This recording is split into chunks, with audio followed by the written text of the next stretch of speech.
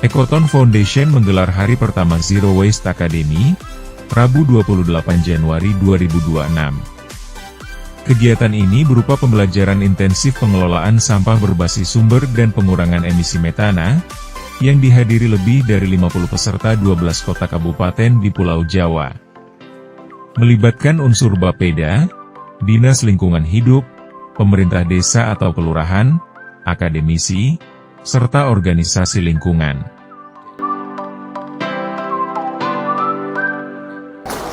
Zero Waste Academy itu adalah sebuah pelatihan untuk membuat model kawasan bebas sampah di level desa atau kelurahan.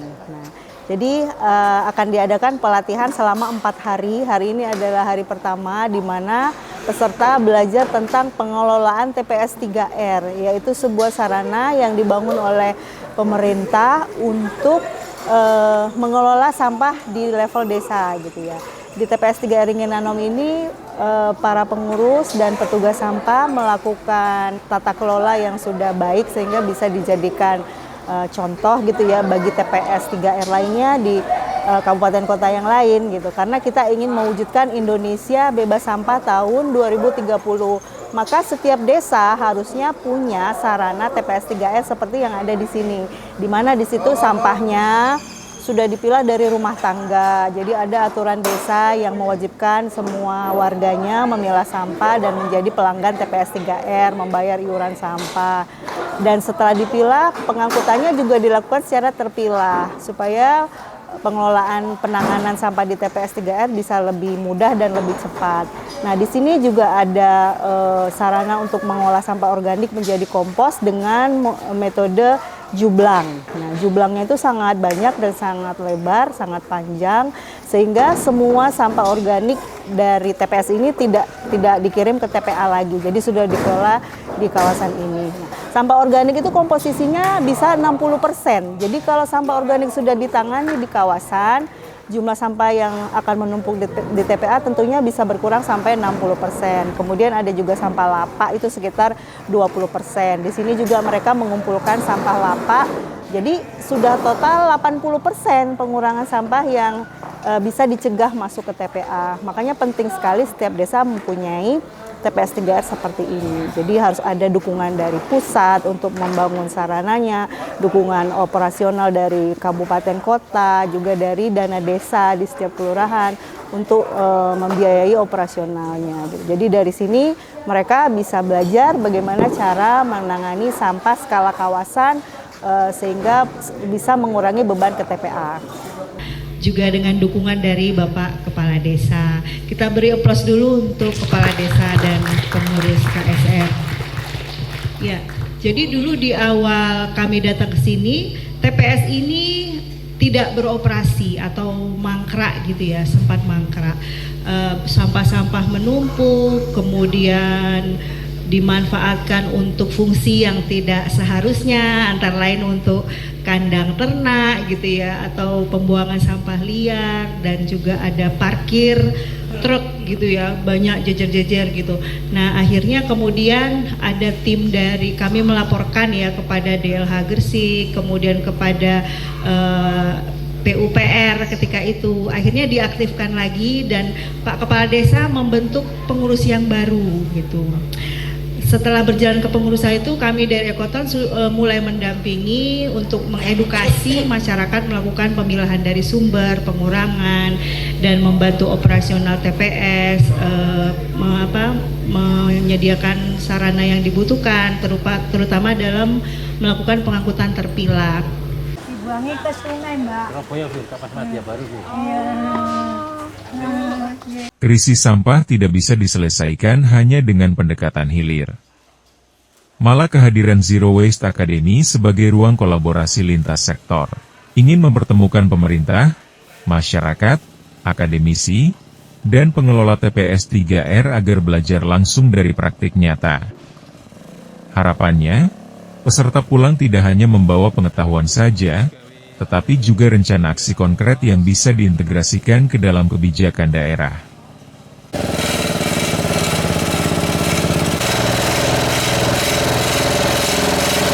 Ya, biasanya masalah sampah itu yang menjadi kambing hitamnya adalah masyarakat. Masyarakat dianggap tidak memiliki kepedulian, tidak mau memilah sampah, membuang sampah sembarangan, tidak mau bayar iuran gitu. Padahal kan yang terjadi di masyarakat itu sebenarnya adalah dampak ya dari ketidakjelasan aturan pemerintah. Misalnya belum ada peraturan desa yang secara tegas diawasi atau dimonitoring pelaksanaannya. Jadi itu perlu juga dipenuhi gitu ya. Ada 5 aspek pengelolaan sampah yang harus ada, bukan hanya partisipasi masyarakat. Memang partisipasi masyarakat itu jadi salah satu faktor ya. Tapi di situ juga ada aspek regulasi tadi yang belum ada, belum disusun, belum dilaksanakan. Kemudian ada aspek pendanaan, di mana pemerintah desa, pemerintah kabupaten itu harus mengalokasikan dana untuk pengelolaan sampah yang memadai gitu. Selama ini kabupaten kota hanya mengalokasikan kurang dari 1% APBD-nya untuk pengelolaan sampah, sehingga urusan sampah ini tidak prioritas gitu. Jadi masyarakat itu bukan satu-satunya penyebab gitu ya dari masalah sampah. Kemudian juga masalah produsen yang terlalu berlebihan memproduksi atau memasarkan produk-produk kemasan plastik, saset, popok yang tadi juga dibahas gitu ya. Karena sampah-sampah itu merupakan sampah residu yang tidak bisa didaur ulang. Harusnya dari pemerintah ada pembatasan, ada kewajiban dari perusahaan untuk mendesain produk mereka supaya bisa mudah didaur ulang, bukan menjual produk yang tidak bisa didaur ulang seperti saset, popok, dan styrofoam dan teman-temannya gitu. Jadi masyarakat itu bukan hanya penyebab ya, bukan satu-satunya penyebab, tapi dari produsen itu justru yang harus kita minta pertanggungjawabannya, dan dari pemerintah yang harus membuat kelembagaan yang kuat, pendanaan, sarana yang sesuai. Jadi kalau sampah kita organik, maka sarana yang harusnya disediakan di semua TPS 3R itu adalah pengolahan kompos, maggot atau biogas gitu ya, bukan dengan yang lain-lain.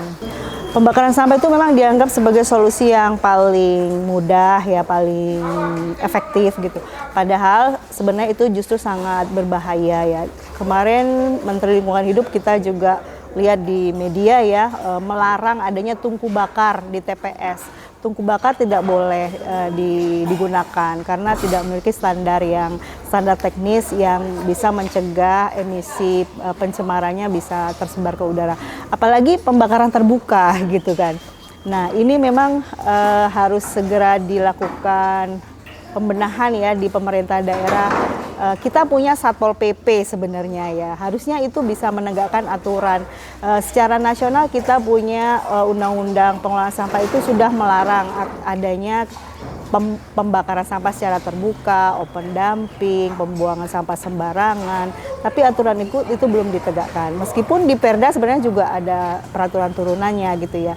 Jadi pemerintah perlu membentuk satgas pengawasan penanganan sampah, pelanggaran aturan penanganan sampah yang semestinya ini dengan membentuk satgas penegakan hukum pada aktivitas penanganan sampah yang melanggar hukum itu gitu ya. Nah, itu belum ada gitu di sebagian besar kota, padahal undang-undangnya sudah ada, tinggal implementasinya yang belum dilakukan gitu. Jadi karena di undang-undang sudah dilarang, maka tentunya itu menjadi alasan ya bahwa pembakaran sampah harusnya tidak dilakukan lagi. Peserta diajak melihat langsung pemilahan sampah organik dan anorganik langsung dari sumber. Memilah sampah itu ternyata sangat mudah dan justru menguntungkan. Jadi dibakar loh ya. TPS 3R ini bukan mati, tapi matinya suri. Gitu loh. Jadi sudah dibangunkan dari dana hibah tahun 2027, tidak jalan. 2013 dicoba dari pemerintahan kepala desa yang sebelum saya, sudah ada SK, sudah ada Perdesnya, sudah ada ADART-nya, tapi masyarakat desa Waringin tidak menerima. Padahal di tahun 2013 sampai tahun 2019 tarif penarian KPM-nya itu murah Bapak Ibu, 3.000 dulu. Tapi tidak mau untuk mengelola sampah atau memilah sampah gitu loh. Di situ Yang saya pikirkan ini tempat dulu Bapak Ibu di tahun 2019. Jadi gimana tempat ini harus bersih dan bisa untuk dipilah dan diolah sampah ini. Jadi di tahun 2019 saya keluarkan dump truck itu sehari itu 50 dump truck. Kembali ke Ebrek ke TPA Gresik itu sekitar 3 kali. Jadi satu hari beres semua 150 dump truck sampah yang terbakar. Ibu. Di situ kita mulai lagi, kita tata perdes kita, tarif kita tetap tidak naik. Tapi tidak ada kenaikan di tarif. Pemilah sampah ini tidak sesuai untuk gajiannya, Bapak Ibu. Jadi saya jelaskan asal mulanya ya.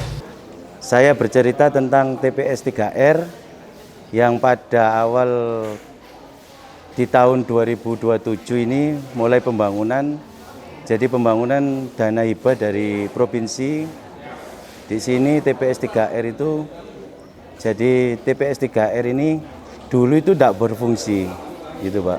Jadi masyarakat ini tidak paham apa sih TPS 3R ini, apa sih untuk pemilihan sampah ini. Jadi difungsikan itu di tahun 2013 Pak, fungsi. Akhirnya saya jabat di tahun 2019, mulai perbaikan lagi, tata tertib ditata lagi. Jadi untuk pemilihan sampah dari warga, jadi dipilah, kita kerjasama dengan DLH Gresik.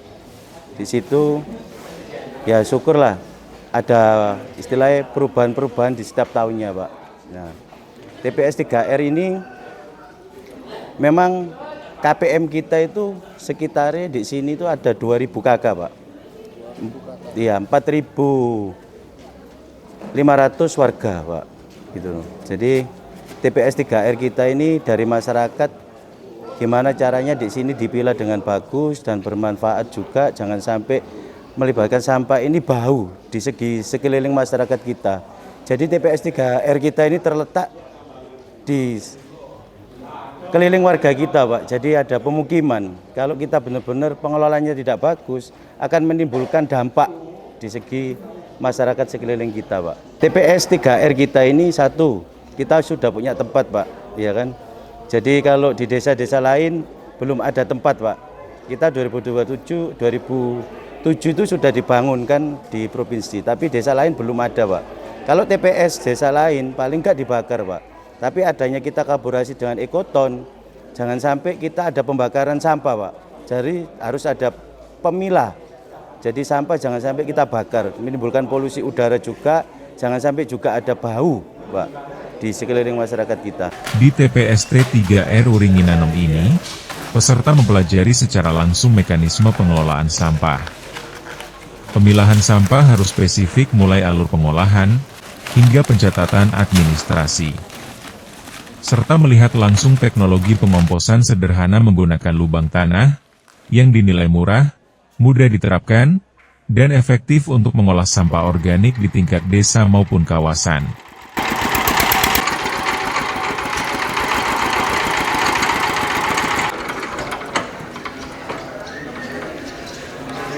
Aspek ekonomi kita, di segi masyarakat kita, jadi TPS 3R ini juga di segi masyarakat kita yang tidak istilahnya ekonomi lemah Pak, kita ajak untuk bekerja di sini. Jadi manfaatnya banyak Pak juga.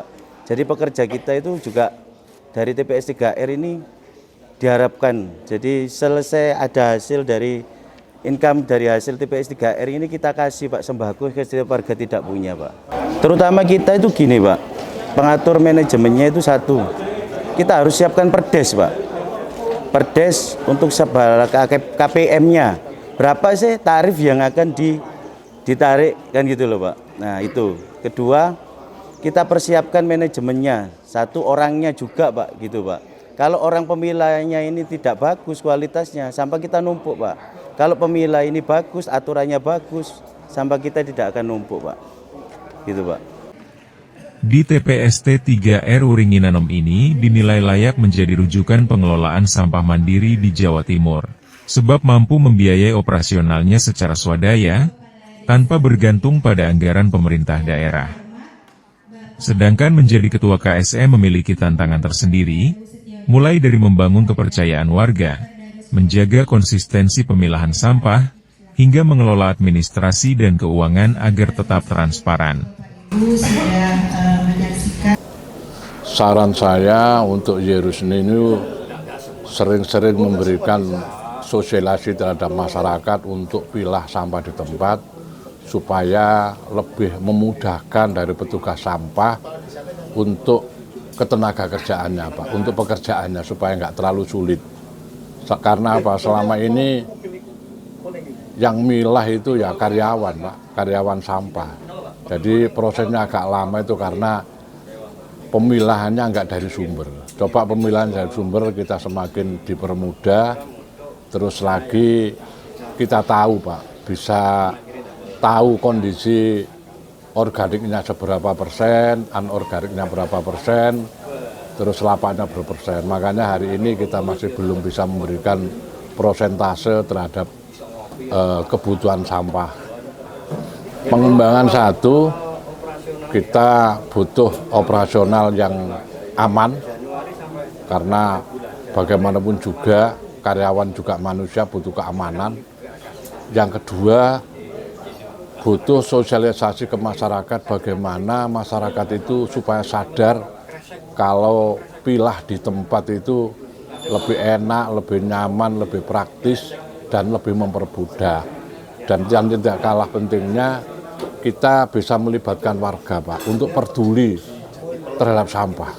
Karena selama ini warga itu pokoknya menganggap petugas sampah itu ya kayak sampah, jadi belum bisa memanusiakan. Namun, ketika sistem berjalan dan masyarakat merasakan manfaatnya, tantangan itu bisa dilalui bersama. Yang penting adalah dukungan regulasi kepala desa terkait penetapan tarif dan pekerja yang gotong royong. Satu, semua pihak termasuk pengurus, karyawan, itu betul-betul harus ikhlas. Yang kedua, harus dijaga rasa kebersamaan, rasa kekompakan, rasa keguyuban. Jangan lupa, sering-sering guyon. Itu paling pas itu. Terus yang ketiga, jangan pernah berpikir, jangan pernah menjadi orang yang tomak, mengharapkan siapa saja. Karena dari manusia itu tidak ada apa-apanya, Pak. Kita harus mampu mengelola diri sendiri, dan kita hanya berharap terhadap kepada Allah. Itu saja. Kalau kita berharap kepada Allah, seringkali kita dibijui, Pak. Itu malah justru kita nggak semakin semangat, makin kendor, terus makin menyalahkan. Itu tip untuk menjadi pengurus dan karyawan TPST 3R. Aksi ini bisa diintegrasikan ke dalam dokumen perencanaan daerah, seperti Musrenbang, RPJMD, serta didukung melalui alokasi APBD. Mengingat sekitar 60% timbulan sampah merupakan sampah organik sisa makanan, maka pengelolaan sampah organik menjadi kunci agar tidak seluruhnya berakhir di TPA dan memicu emisi metana. Saya rasa mungkin demikian dulu. Assalamualaikum warahmatullahi wabarakatuh. Dalam pengelolaan sampah, itu terdapat 5 aspek penting yang harus dilakukan untuk sebuah kawasan bisa memulai pengelolaan sampah terpadu ya, atau pengelolaan sampah yang baik.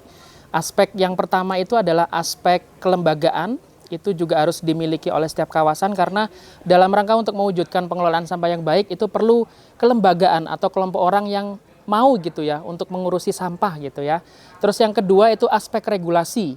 Artinya kawasan tersebut harus memiliki regulasi yang kuat gitu untuk bisa disosialisasikan ke masyarakat terkait apa yang harus dilakukan untuk pengelolaan sampah di kawasan masing-masing. Dan regulasi ini banyak ya macamnya. Bisa regulasi di tingkat pemerintah daerah atau tingkat kelurahan itu juga bisa diimplementasikan untuk mendukung pelaksanaan pengelolaan sampah di kawasan. Terus yang selanjutnya itu adalah aspek pendanaan. Aspek pendanaan ini juga penting karena apapun yang kita kerjakan, sebuah program harus memiliki pendanaan yang baik gitu ya untuk menuju kesuksesan program. Begitu pula dengan pengelolaan sampah itu juga perlu dukungan pendanaan. Dan pendanaan ini juga sangat luas ya cakupannya, kita bisa mengambil itu alokasi anggaran dari dana desa yang selama ini diserap oleh masyarakat desa dan juga pendanaan dari pemerintah daerah yang bisa kita usulkan ya melalui beberapa skema proposal gitu ya untuk memulai kegiatan ini. Kemudian untuk aspek selanjutnya yang keempat itu adalah partisipasi. Partisipasi masyarakat ini harapannya juga bisa mendukung ya adanya rencana yang sudah kita buat gitu. Partisipasi di sini adalah memungkinkan masyarakat untuk berpartisipasi untuk mulai mengurangi timbulan sampah, untuk memilah sampah, terus kemudian juga melakukan kewajiban yang tertuang dalam regulasi gitu ya, membayar iuran sampah tiap bulannya gitu ya. Kemudian yang selanjutnya terakhir ini juga menjadi yang sangat penting, ini adalah aspek teknologi tepat guna. Jadi kita juga perlu melihat aspek teknologi yang digunakan dalam pengelolaan sampah. Untuk saat ini di Indonesia sebenarnya kita sangat cocok untuk menggunakan teknologi yang sederhana. Seperti kalau kita memiliki timbulan sampah jenis organik, itu akan lebih cocok kalau kita kompos gitu ya. Kita kompos, kita manfaatkan untuk menjadi ekoenzim, kita manfaatkan untuk budidaya maggot dan seterusnya. Kemudian untuk yang lain itu nanti kita bisa kontrol gitu ya. Untuk anorganik kita bisa pilah itu, kita store ke bank sampah, dan untuk residu kita bisa kurangi itu sebagai langkah untuk mencegah meluapnya ya sampah residu ke TPA di daerah-daerah gitu. Kalau untuk kendala biasanya kami terbentur ya dengan regulasi dan pendanaan itu sangat erat. Biasanya regulasi itu biasanya memang tidak ada spesifik peraturan tingkat lokal yang mengatur bagaimana masyarakat wajib untuk memilah sampah, wajib untuk mengurangi plastik, itu memang tidak dibahas sehari-hari gitu, yang menjadi kendala gitu ya kalau kita sosialisasi. Biasanya mungkin tantangan sendiri. Kenapa sih plastik itu harus dikurangi gitu? Kita menjelaskan lebih lebar gitu. Kemudian aspek pendanaan selama ini yang masih belum mengarah ke prioritas pengelolaan sampah, itu yang juga masih menjadi kendala gitu. Karena selama ini dana-dana tersebut hanya untuk infrastruktur yang sifatnya itu untuk jalan gitu ya, untuk bangunan, tapi untuk infrastruktur penanganan sampah masih sangat kurang. Pembakaran sampah bisa menghasilkan mikroplastik di udara yang berisiko terhirup manusia. Maka perlu pengetahuan dan penerapan pengelolaan sampah yang benar, agar tidak berbahaya bagi lingkungan. Metode pengomposan sangat relevan untuk diterapkan di TPS 3R desa maupun kawasan. Selain biayanya rendah, teknologinya mudah dipahami masyarakat. Tetapi dampaknya besar dalam mengurangi sampah yang berakhir di TPA. Saya terkesan dengan semangatnya bapak-bapak yang mengelola TPS 3R karena mereka pengurus itu tidak digaji atau dibayar. Itu yang membuat semangat, mungkin lebih semangat lebih terdorong semangat kami gitu. Karena selama ini orang-orang yang bergerak di bidang persampahan masih ada sedikit money orientednya itu. Apa yang bisa saya dapatkan dari bagaimana mengelola sampah itu gitu. Jadi masih ada keinginan untuk mendapatkan feedback berupa sangu atau gaji atau uang. Nah di sini enggak. Para pengurus bahkan dengan sukarela tanpa mendapatkan bayaran apapun, hanya sekali pas gajian dapat rokok 1 pak, itu aja katanya tadi seperti itu. Ini yang luar biasa menurut saya, dan ini tidak terjadi di semua wilayah. Tidak ada, saya baru melihat di sini aja. Itu yang saya serap, artinya menjadikan semangat buat saya. Iya, mungkin ya pemilahan otomatis ya dari hulu itu harus benar-benar wajib dan ditekan. Artinya bahwa masyarakat ataupun nasabah baik itu TPS 3R maupun bank sampah itu harus memilah dari sumbernya atau dari rumah masing-masing gitu. Itu yang bisa saya mungkin nanti, ya selama ini sudah dilakukan di Kediri, akan tetapi mungkin ada semangat baru ya. Ada tambahan semangat lah untuk memotivasi atau mengedukasi masyarakat Kediri melakukan hal yang sama. Kemudian pengelolaan sampah organik di sini maksimal ya Pak ya. Kemudian termasuk di dalamnya adalah residu dari popok sekali pakai, itu yang belum ada di Kediri. Jadi selama ini Kediri itu popok sekali pakai masih kebuang ke TPA semuanya, dan di sini sudah disisihkan, meskipun di TPA juga tetapi sudah disisihkan. Kalau di Kediri kayaknya masih campur dengan residu lain seperti itu. Nah itu ilmu baru juga, pengalaman baru. Bahkan tadi saya lihat ada orang nyetor popok sekali pakai, kemudian mereka berinfak atau memberikan sedikit mungkin rasa terima kasih melalui ada kota infak, kayak kota infak gitu, ngemplungkan itu ke kota itu. Katanya ada yang 1.000, ada yang 5.000, ada yang 2.000. Nah itu yang luar biasa, karena keikhlasan mereka itu bisa juga membantu operasional yang ada di TPS 3R.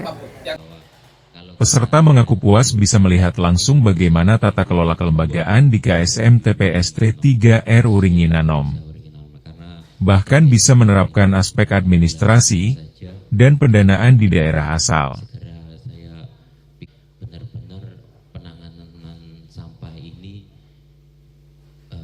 Secara keseluruhan sebenarnya sama, artinya metode dan tekniknya itu sama. Akan tetapi memang setiap daerah ada karakteristik masing-masing masyarakatnya. Kalau di Kota Kediri memang ada sudah yang sedikit menuju zero waste, ada yang sudah memilah dua kategori, ada yang tidak memilah sama sekali tetapi langsung dibawa oleh Satgas Sampah, kemudian dibawa ke TPA seperti kumpul angkut buang, itu masih ada. Tetapi tidak sedikit pula yang sudah memilah dari hulunya, dari masing-masing. Lah ini tadi yang kita kunjungi itu sudah memilah meskipun hanya 2 residu dan organik yang akhirnya dibawa ke TPS. Nah yang non organik mereka jual di pengepul keliling atau tukang rosok keliling. Nah kalau di Kediri setiap nasabah itu punya bank sampah atau menjadi nasabah bank sampah ya. Jadi mereka yang bisa dijual, yang punya nilai uang, yaitu yang bisa di-recycle itu dibawa ke bank sampah. Residu dan organik itu masih ke TPA, seperti itu.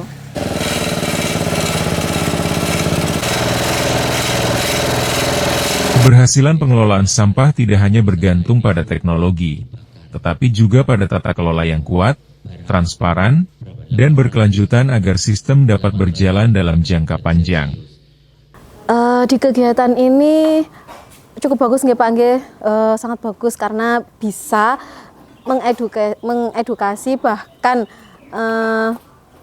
membuat warga di wilayah kelurahan, wilayah desa Uringin Anom ini untuk bisa memilah sampah, kesadaran untuk bisa memilah sampah, kemudian bisa membuang sampah pada tempatnya. Bahkan kebiasaan untuk bisa membuang sampah di tempatnya saja kan sudah susah ya Pak ya.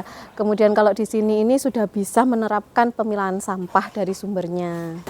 Kebetulan di DLH Kota Surabaya sendiri juga ada terkait bidang kebersihan dan pemberdayaan, di mana di bidang tersebut ada terkait pemberdayaan masyarakat. Nah, di mana kegiatannya juga terus mengedukasi dan menerapkan kebiasaan, membangun kebiasaan untuk bisa membuang sampah pada tempatnya dan memilah sampah. Zero Waste Academy berlangsung 3 hari di Kabupaten Gresik dan Kota Kediri dan menjadi ruang pembelajaran intensif bagi peserta untuk memperbaiki sistem pengelolaan sampah di wilayah masing-masing. Kegiatan ini diharapkan mampu mendorong lahirnya kebijakan dan praktik nyata menuju Indonesia bebas sampah 2030. Jadi untuk pengelolaan sampah ini tidak semudah kalau tidak ada pendamping. Jadi memang sampah itu kan diabaikan. Kalau orang sampah yang penting saya letakkan di tempat sampah, saya tidak mau tahu. Bagi yang KPM atau masyarakat sekeliling, saya tidak tahu, yang penting sampah ini harus diangkut dan bersih, Bu. sampah ini. Jadi saya didampingi Ekoton, Gundaru, Lambat, baik ya, sekitar hampir 2 tahun ini, 3 tahun ini pengurus Beringin Asri ini lebih baik Bapak Ibu.